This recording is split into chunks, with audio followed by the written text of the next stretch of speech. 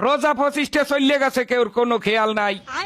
এখন পর্যন্ত ঈদের কোনো জামা কাপড় পাই নাই, না মামুরা দেশে, না চাচারা দেশে, না বড় ভাইরা দেশে। ওকুলে রাকিব পের কেনা শেষ, রনির কেনা শেষ, কাউসারের কেনা শেষ, হগল দুন্নের সবার কেনা শেষ, খালি মোর তা কিনতে পারি নাই।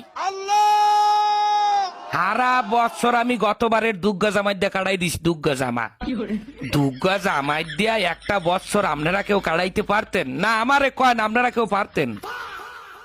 এখন আমার গায়ে যে জামাগুয়া এইটার ক্যাতকুলি সিরা, এবং এমন কায়দায় সেরছে যে মানের সামনে বই আমার হাত জাগাইয়া যে আমার মাথা চুলকামু হ্যার উপায় নেই, হেলে ক্যাতকুলিসি নেইবে। এবং পেন্দনের যে প্যান্ডা সবাই জানেন ফুটপাতে কিনছি, এই প্যান্ডার মধ্যে 19-20টা তালি, সিরা প্যান্ট সেলাই করিয়ে তালি দিয়ে হেইয়ের পর হিন্দি।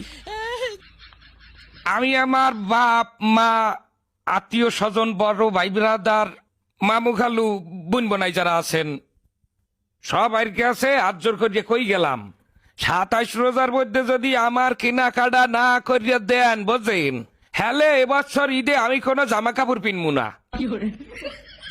হাফ পিনতে খালি গায়ে নামাজে খারাইলে কলো মানে জিগাইবে একবার ক্যার বাইরফো, ক্যার নাতি, ক্যার পোয়া, হেখালে কি আমার আল্লাহর ইজ্জত যাইবে? গেলে কলো সবাই ইজ্জত যাইবে। আমি ভালো করে বলি, আবারও শোনেন।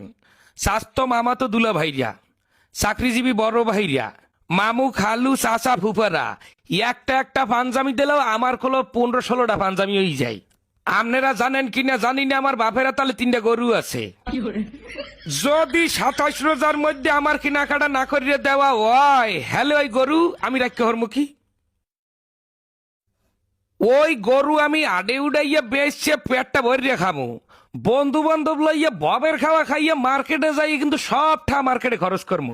আপনারা অনেকেই কইতে পারেন যে এটা অসম্ভব কাজ, কিন্তু অসম্ভবকে সম্ভব করা অনন্ত জলিলের কাজ, এটাও আপনাকে মাথায় রাখতে হইবে।